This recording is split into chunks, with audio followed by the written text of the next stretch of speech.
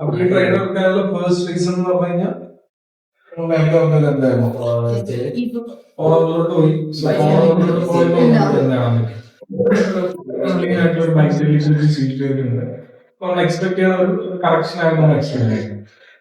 15 മിനിറ്റിൽ പോയപ്പോൾ കറക്റ്റ് ആയിട്ടൊരു ബാരിഷ് സ്ട്രക്ചർ അല്ലെങ്കിൽ ഒരു ബാരിഷ് വ്യൂ ഒന്നും നമുക്ക് കിട്ടിയിട്ടില്ല. പക്ഷെ സ്റ്റിൽ ഇവിടെ എന്ത് ചെയ്തിട്ടുണ്ട്, ഇവിടെ പവർ ലിക്വിഡിറ്റിയുടെ കൂടെ ഒരു 15 മിനിറ്റുള്ള ഹൈ ഇവിടെ സീറ്റ് ചെയ്തിട്ടുണ്ട്.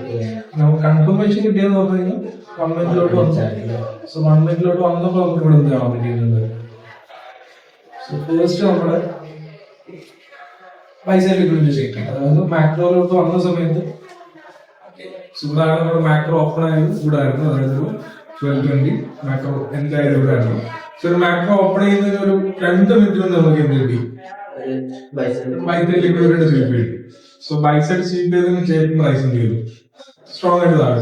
അതായത് കറക്റ്റ് മാക്രോ ഓപ്പൺ ആയ സമയത്താണ് എന്ത് ഫോം ആയിട്ടുള്ളത്, നമ്മുടെ ബ്രേക്കർ ഫോം ആയത്. നെക്സ്റ്റ് 2 കാൻഡിൽസ് തിരിച്ചു പോയി. തിരിച്ചു പോയതിനു ശേഷം നമുക്ക് ഇവിടെ എന്ത് കിട്ടി, ഒരു സ്ട്രോങ് ആയിട്ടുള്ള ഒരു റിജക്റ്റിംഗ് ക്യാൻഡിൽ പ്രിന്റ് ചെയ്തു. റിജക്റ്റിംഗ് ക്യാൻഡിൽ അല്ല, ഒരു മൊമെന്റം ക്യാൻഡിൽ പ്രിന്റ് ചെയ്തു, കൺഫർമേഷൻ കിട്ടി. പിന്നെ നമ്മൾ എന്ത് ചെയ്തു, നമ്മൾ സ്റ്റോപ്പ് ലോസ് എടുത്തിട്ട് ആ ഹൈയിൽ വെച്ചു. ഓൾമോസ്റ്റ് ഒരു 9 പിപ്സ് ആണ് നമ്മുടെ സ്റ്റോപ്പ് ലോസ് ടാർഗറ്റ് നമ്മൾ സെറ്റ് ചെയ്തു.